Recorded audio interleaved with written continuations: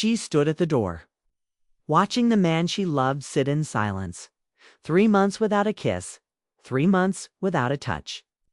And tonight, she finally learned the truth he had been hiding.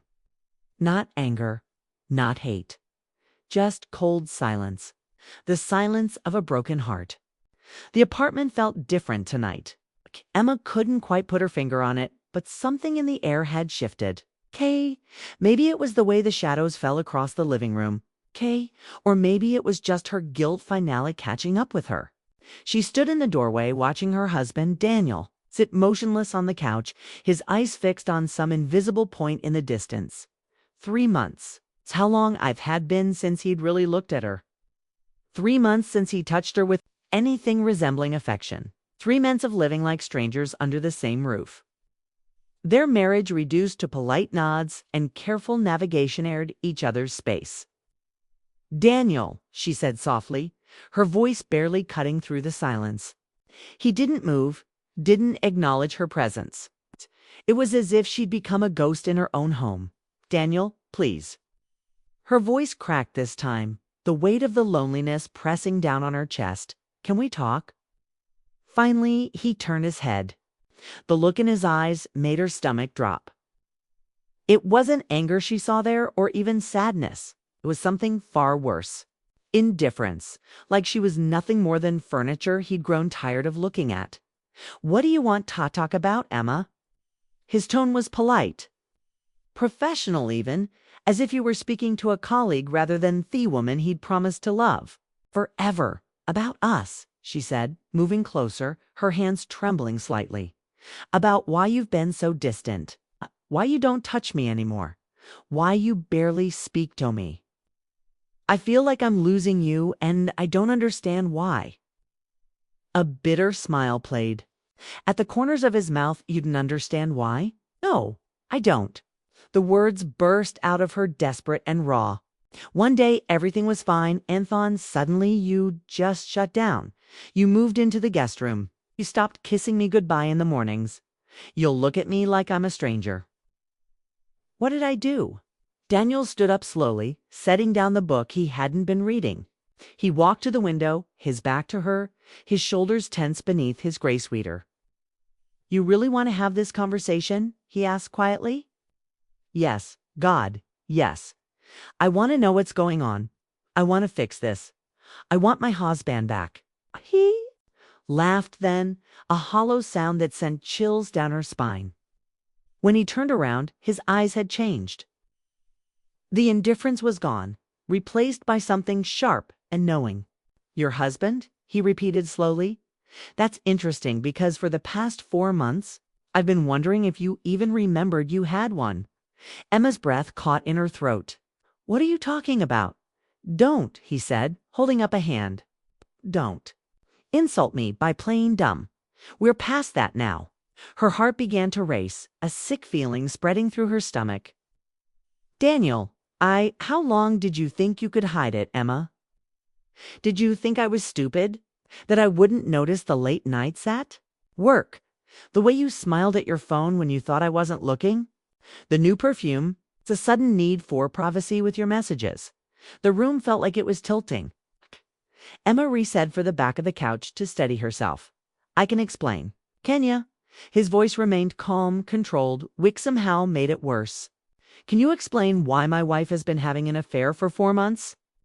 Why she's been sharing intimate moments with another man while pretending everything was fine at home? I'm genuinely curious what explanation could possibly make sense of that." Tears spilled down Emma's cheeks.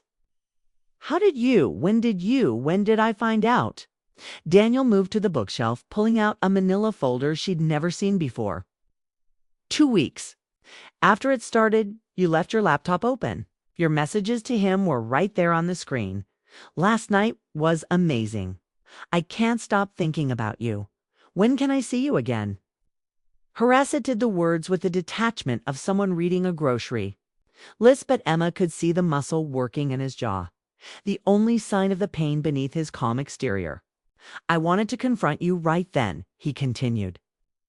"I wanted to scream, to break things, to demand answers, but I didn't. You want to know why?" Emma couldn't speak. She could barely breathe, 'cause I wanted to see what you would do, whether you would come clean, whether guilt would bring you back to me. He opened the folder, revealing printed screenshots, timestamps, evidence of every betrayal meticulously documented. But you didn't. You just kept going and kept lying, kept sharing yours with him while coming home to me like nothing was wrong. Daniel, please. She moved toward him, but he stepped back. Don't, he said, his voice finally showing a hint of emotion. Don't ouch me. You lost that, right? Emma stood frozen, her mind racing to process what was happening. The folder in Daniel's hands felt like a weapon pointed directly at her heart. She wanted to look away, to run, to disappear. But her feet wouldn't move. You want to know the worst part? Daniel said, his fingers tracing the edge of the folder. It wasn't even the affair itself, though. God knows that hurt now. It was watching you lie to my face every single day. Watching you play the role of my concerned wife while you were counting down the hours until you could be with him again. It wasn't like that, Emma whispered. Knowing even Ass said it, how hollow it sounded. No. Daniel opened the folder, pulling out a printed screenshot. March 15th, you told him you had to work late on the Henderson presentation. But according to these messages, you were at the Riverside Hotel with him. Room 412. He pulled out another page. March 22nd. You said you were having drinks with Sarah from accounting, but you were at his apartment, weren't you? Each piece of evidence felt like a physical blow. Emma had been so careful, or so she'd thought. She deleted messages, said Prove browsing, created elaborate cover stories. But somehow, he'd known. He'd known all along. How did you? She started, but her voice trailed off. How did I get all this? Daniel's smile was odd. You're not as tech-savvy as you think, Emma. Cloud backups are a wonderful thing.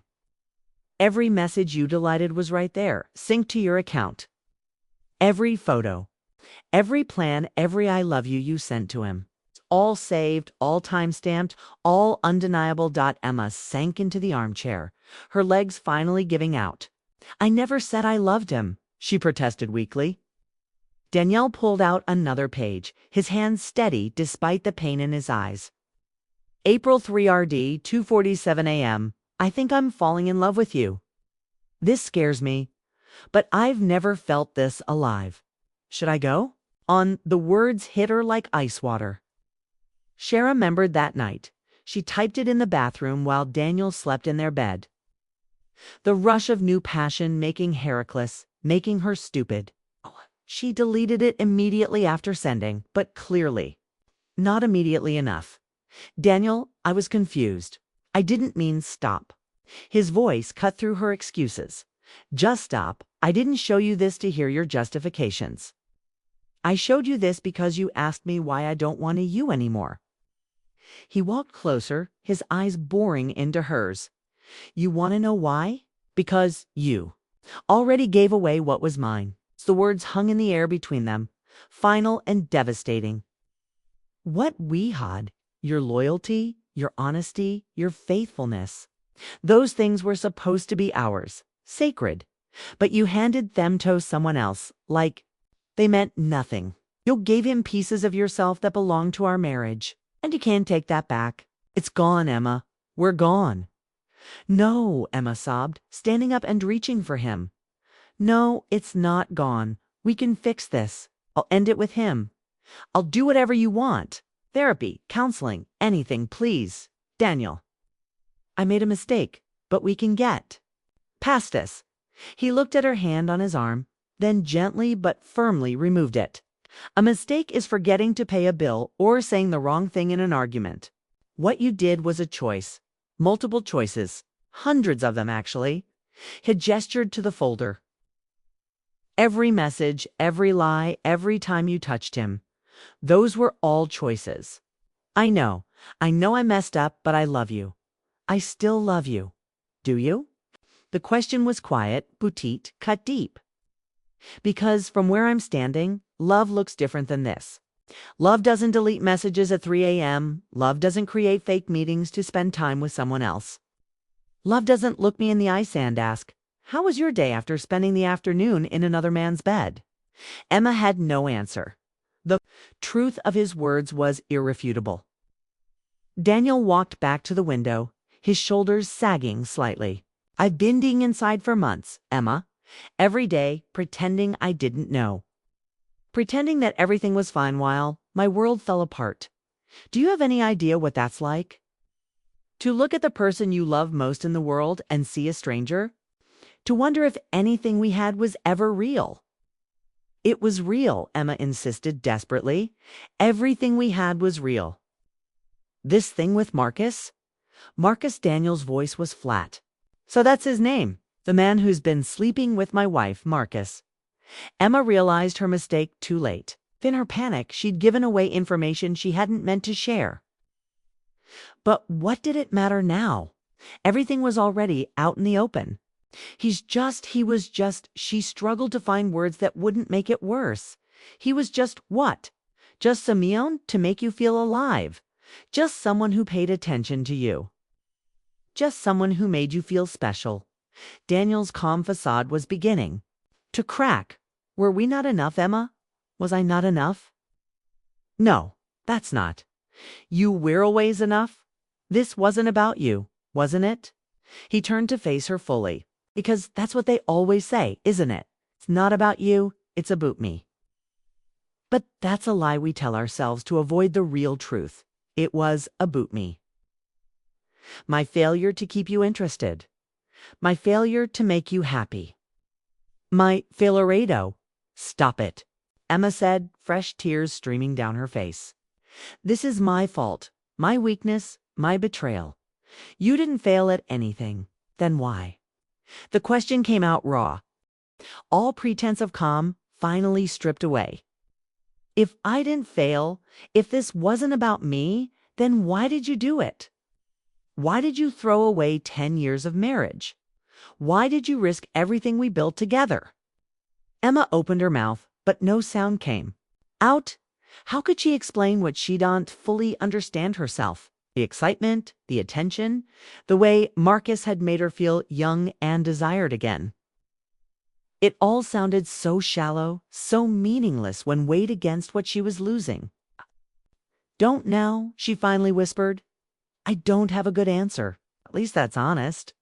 Daniel picked up the folder, holding it like it weighed 1,000 pounds. "I'm going to Sarah's parents' cabin. I'll be gone for a week. When I come back, I want you moved out." "What?" Panic seized Emma's chest. "No, Daniel, please. It's over, Emma. It's been over 4 months. I just needed to hear you say you wanted me. Needed to see if you felt anything at all. And now I have my answer." He walked toward the bedroom, then paused. "I hope he was worth it. I really do, because he cost you everything." Emma didn't sleep that night. She couldn't. She lay in the bedshed shared with Daniel for 10 years, staring at the ceiling as the hours crept past with agonizing slowness. Every creak of the house, every distant sound made her hope he'd come back, that he'd changed his mind, that this nightmare would somehow end. But morning came with only silence. She found a note on the kitchen counter written in Daniel's careful handwriting. "I've transferred next month's rent to the account. Take whatever. Furniture, yowant. Keep the dishes, the photos, whatever means something to you. I just want one thing, the truth. Write it down. Every detail, every moment, every reason why. Leave it on the table when you go. You owe me that much. I'm Sean's." Shook as she read it. The truth. How could she put into words something she barely understood herself? But she owed him that. She owed him so much more. She called in sick to work and sat at the kitchen table with a blank notebook. For hours, she stared at the empty page, pen, hovering, trying to figure out where to begin. Finally, she started writing. It started at the company retreat in February. Marcus was the guest speaker from the Chicago office, presenting on digital marketing strategies. We were paired together for a workshop exercise. He was charming, funny, easy to talk to. Nothing happened that day, but he asked for my number to discuss work collaboration. Emma paused, remembering that moment, how innocent it had seemed. How she'd felt a small thrill when her phone lit up with his first text. The messages started casual. Work questions, industry articles, harmless jokes. Then one night, you were asleep and I was stressed about the product launch. He texted asking how I was doing. We talked for hours. He listened in a way that made me feel seen. I told myself it was just friendship. The words came faster now, a confession pouring out onto the pages. When he came to town for meetings, we met for coffee, then lunch, then dinner. I told you I was with colleagues, which was technically true, but I left out that it was just the two of us. Each time we met, the conversations got deeper, more personal. He told me about his divorce, his loneliness. I told him about feeling invisible, feeling like I'd lost myself in the routine of life. Emma wiped tears from her cheeks, smudging the ink. The first time we kissed was in the parking garage after a dinner that ran too late. I should have half pulled away. I should have stopped it. But I didn't. I kissed him back. And in that moment, I felt something I hadn't felt in years. Reclishung desired. I felt like Emma, not just your wife, not just the woman who paid bills and did laundry and lived the same day over and over.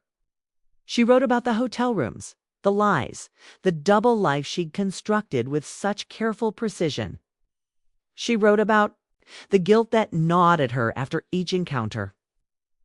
And the way she'd pushed it down, rationalized it, told herself it didn't mean anything. I convinced myself I could have both. The security of our marriage and the excitement of the affair.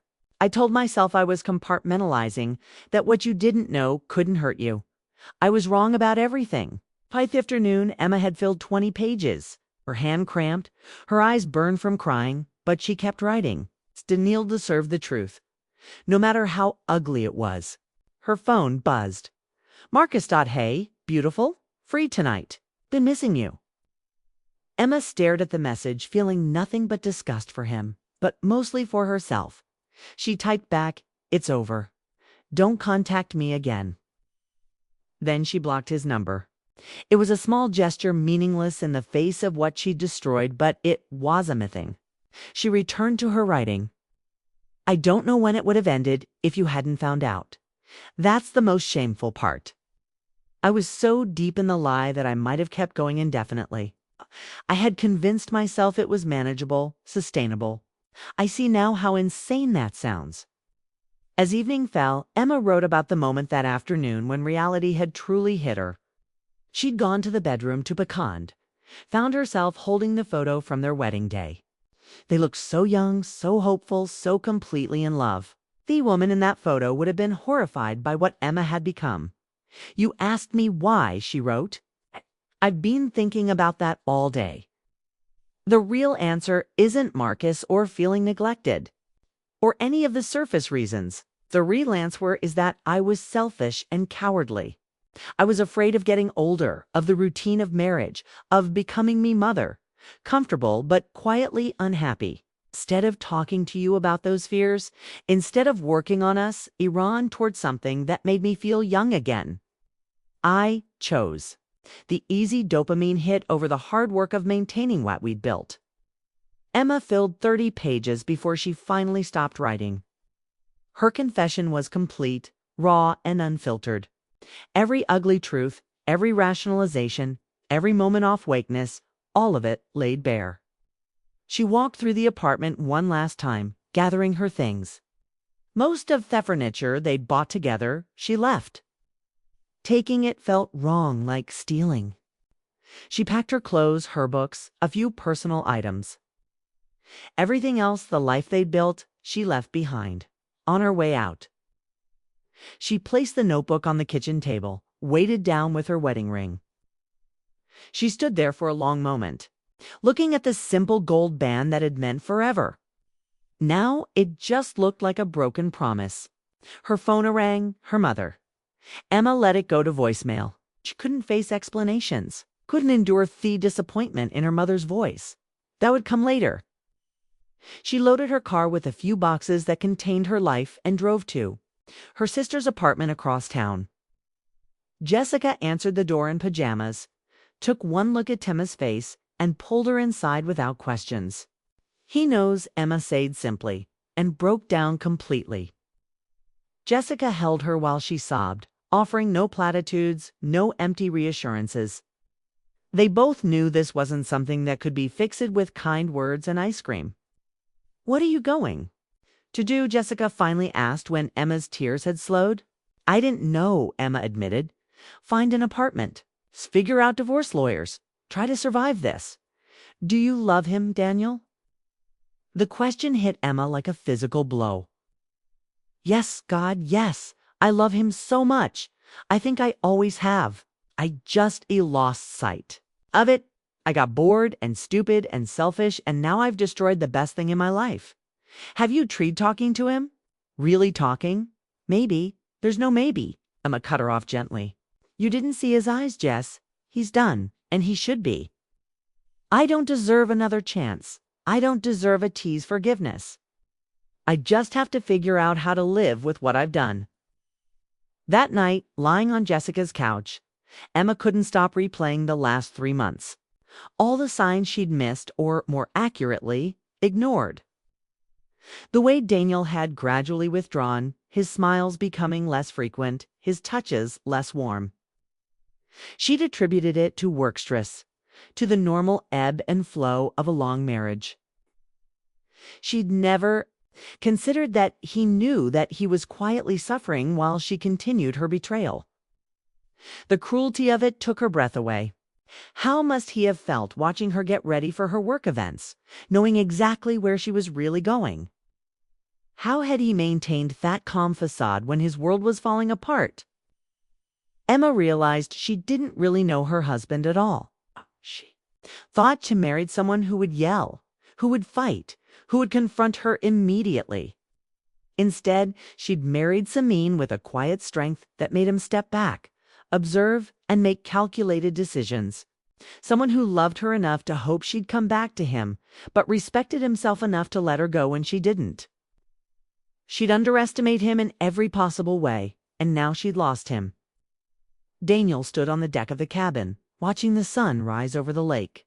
The water was perfectly still, reflecting the pink and orange sky like glass. It was the kind of morning Emma would have loved. She'd always been an early riser, always one to wake him up to catch the sunrise. But Emma wasn't here, and she never would be again. He'd read her confession the night before, all 30 pages of it. He'd forced himself to read every word. Even though each sentence felt like a knife twisting deeper, he'd needed needed to understand, needed to hear the truth he'd been imagining for months. Some of it had surprised him.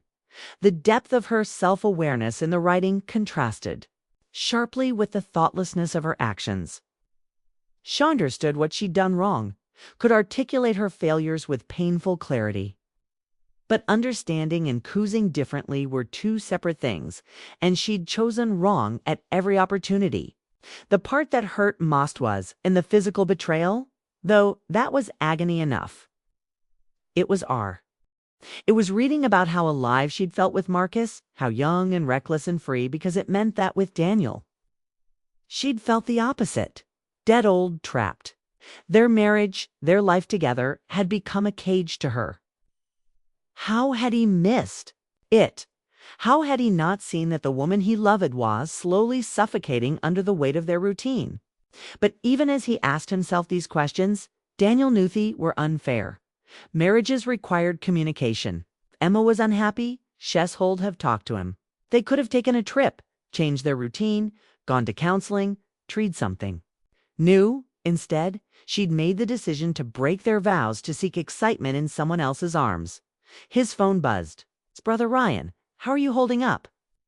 Daniel had told Ryan everything 2 days ago, needing someone to talk to, someone who wouldn't judge. Ryan had been furious on his behalf, but had mostly just listened. "I'm okay," Daniel typed back, which was only partially true. "Reading a lot, thinking a lot, trying to figure out who I am without her. That was the strangest part of all of this. Daniel had been with Emma for 12 years, married for 10. She'd been his best friend before she became his wife. Every major decision he'd made in the last decade had been made with her in mind. Now he had to learn to think as a single person again, to make choices based only on what he wanted. It felt both liberating and terrifying. "Come stay with us when you get back," Ryan texted. "The guest room's ready. Josh shouldn't be alone right now." Daniel appreciated the offer, but he wasn't ready for his brother's family. For these sympathetic looks and careful conversations. He wasn't ready to be the object of pity.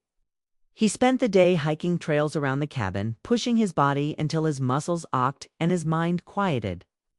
Physical exhaustion was easier to deal with than emotional pain. In motion, he could almost forget. But when he returned to the cabin that evening, tired and sweaty, the silence hit him again. This was his life now. Coming home to empty rooms, making dinner for one.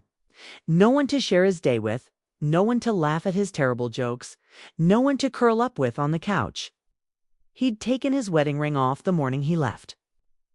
It sat on the bathroom counter at home next to where Emma's now rested. 2 golden circles that had Sarah presented forever.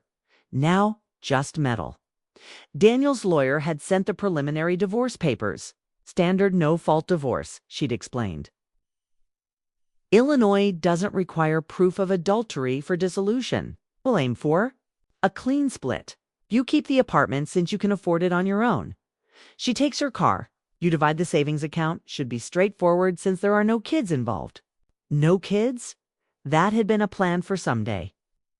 When they were more settled, when they'd traveled more, when the timing was right. Now Daniel felt a complicated mixture of relief and grief about it. Relief that there were no children who'd have to live through their parents' divorce, grief for the future he'd imagined but would never have.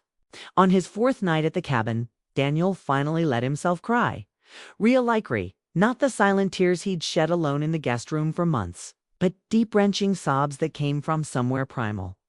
He cried for the marriage he'd lost, for the woman he'd loved who'd become a stranger, for the future that had been stolen, for the trust that could never be repaired. He cried until he was empty. And then, in thought emptiness, he found something unexpected. Clarity. This wasn't just about Emma's betrayal. It was about his own complicity in the slow death of their marriage. He'd gotten comfortable, too, had stopped trying, had let their relationship slip into autopilot. He'd asked him that love was enough, that the foundation they'd built would sustain them without maintenance. He'd been wrong. Daniel couldn't control what Emma had done. But he could control what he did next. He could choose to let this destroy him, to become bitter and closed off, to let her betrayal define the rest of his life. Or he could choose differently. He could choose to learn from this, to understand that relationships required active participation, constant communication, intentional effort to recognize through warning signs he'd missed this time so he'd never miss them again. To emerge from this not as a victim, but a Simeon who'd survived something terrible and come out stronger. It wouldn't be easy. The pain was still raw, still overwhelming at times. But sitting there on the deck, watching the stars emerge one by one, Daniel made a promise to himself. He would heal. He would grow. He would become the kind of man who could look back on this chapter of his life and see it as a turning point rather than an ending. He picked up his phone and texted his brother. "I'll take that guest room. Give me a few more days here, then I'm ready to come back." Ryan's response was immediate. "We'll be here. Love you, brother." Daniel smiled for the first time in days. His marriage was over. His heart was broken, but he wasn't alone. He had family, friends, a career he loved, interest he'd neglected. He had himself, and maybe for now, that was enough. He thought about Emma, wondered if she was okay, if she was staying with her sister, if she'd found an apartment yet. Part of him wanted to reach out to make sure she was safe, but he knew that wasn't his responsibility anymore. She'd have to find her own way through this just as he was finding his.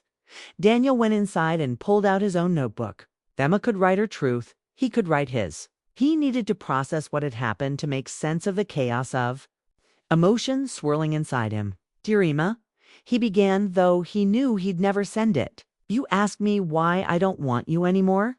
Here's the real answer, the one I couldn't say when you were standing in front of me." He wrote until dawn, pouring out everything he'd held inside for months. The pain, the anger, the betrayal, but also the love that still existed despite everything. The memories of who they'd been before this broke them. The grief for what could have been. And in writing it, he begged him to let it go. 3 months later, Daniel stood in the doorway of his apartment. No longer their apartment, just his. He'd rearranged the furniture, painted the bedroom navy blue, hung new artwork. The photos of him and Emma were packed away, not destroyed, but no longer displayed. The divorce had been finalized 2 weeks ago. 10 years of marriage dissolved in 15 minutes at the courthouse. The first month had been brutal. He'd thrown himself into work, avoided being alone, spent every evening at his brother Ryan's house. But gradually, the sharp pain had dulled to an ache he could live with. He'd started therapy, joined a cycling club, reconnected with old friends. His life was different now, but it was his. His phone buzzed, to text from an unknown number. "Daniel, it's Emma. I know I shouldn't reach out, but I wanted you to talk now. Marcus and I aren't together. We never really were. It fell apart within weeks. I destroyed our marriage for nothing. I'm so sorry. You deserved better. I hope you're doing okay." Danielle started the message for a long time. Learning that her affair had amounted to nothing should have felt like vindication. Instead, it just felt sad. He understood what she was trying to say, that she hadn't left him for Marcus. That it had been about her own brokenness, but it didn't change anything. The betrayal was the same. He typed carefully. "I appreciate you telling me I'm doing okay. I hope you're finding your way, too. Take care of yourself." Polite, distant, final. The kind off message you'd send to an acquaintance, not the person who'd once been your whole world. Emma's response came quickly. "Thank you for being kind. Even now, you always were the better person. I'll leave you alone now. Goodbye, Daniel." "Goodbye, Emma." Daniel set his phone down and walked to the window. The city stretched out before him, full of life and possibility. Somewhere out there, Emma was starting over too. They'd both carry what happened for the rest of their lives, but they'd carry it separately now. His doorbell rang. Sarah from his photography class, picking him up for a gallery opening. She was smart, funny, easy to be around. Nothing romantic. Yet he wasn't ready. But her friendship had been a lifeline. "Ready?" she asked when he opened the door. "Yeah," Daniel said, grabbing his jacket. "Let's go." As they drove downtown, Sarah asked about his weekend plans. Daniel realized he had options. A cycling trip, Ryan's birthday party, a photography workshop. Life wasn't empty anymore. It was different, but it was full. At the gallery, surrounded by stunning black and white photographs, Daniel felt something shift inside him. Not closure. Grief didn't tend cleanly, but acceptance. He could acknowledge that his marriage had been real and meaningful, even though it tended badly. He loved Emma deeply while recognizing she'd been capable of tremendous cruelty. He thought about his words to her that night. "You already gave away what was mine." It was true. She'd given away trust, intimacy, the belief they were a team. Those things were gone forever. But she hadn't taken everything. She hadn't taken his capacity to love again, his ability to trust someday, his sense of self-worth. Those things he'd protected and somehow kept intact. Emma had broken his heart, but she hadn't broken him. There was a difference. As he studied a photograph of a building shadow stretching across an empty street, Daniel understood his new reality, learning to find beauty in thief-to-mouth, to see possibility in empty spaces. The shadow was as much a part of the image as the light. Sarah Aprabu sighed him. "What do you think?" "I think," Daniel said slowly, Fat endings and beginnings look more similar than we realize. It's all about perspective. She smiled. That's very photographer of you. Daniel laughed. A real laugh that surprised him. When had he last laughed like that? He couldn't dream her. And maybe that was okay. Maybe not remembering the last time meant he was ready for the next time. They left gallery as the sun set, painting the sky. In shades of orange and purple, Daniel felt the evening breeze on his face and realized something profound. He was going to be okay. Not today, maybe not tomorrow, but eventually the wound would scar. But scars meant healing. They meant survival. His phone stayed silent in his pocket. Emma wouldn't text again. That goodbye had been final. And Daniel was grateful for it. Not because he hated her, but because they both needed to move forward separately. Coffee, Sarah asked, pointing to a cafe across the street. Sure, Daniel said. I've got time. He did have time. Time to heal. Time to grow. Time to figure out who he was as a single man again.